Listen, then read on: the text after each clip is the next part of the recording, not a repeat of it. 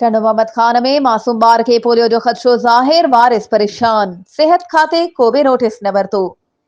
खबर मूजिब टंडो मोहम्मद खान शहर जे peoples colony जे रहवासी पोरियत अनवर कुंभार जे 5 सालन जे मासूम बार फ्याज कुंभार के गुज़रियल 7 महीनन खां पोलियो जे खदशे हुजण सबब संदस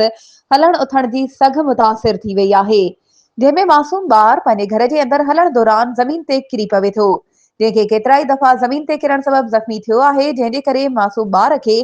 संदसि वालिद टंडो मोहम्मद खान जी सरकारी अस्पताल में इलाज लाइ पहुचायो, जिथे डॉक्टरनि खेसि बुखार जी दवा ॾेई रवानो करे छॾियो आहे, जंहिं बाबति मासूम बार जे वालिद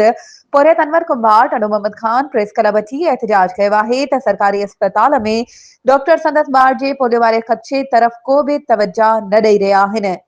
बार जी हिक साॼे हिसे वारी टंग सख़्त मुतासिर थी वई आहे, जंहिंजे करे टंग मां मांस घटि थी रहियो आहे ऐं हॾा नज़र अची रहिया आहिनि।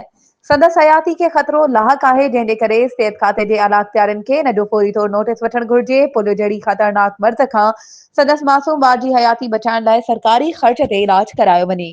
वधीक ख़बरुनि ऐं अपडेट्स जे लाइ असांजे चैनल खे सब्सक्राइब कयो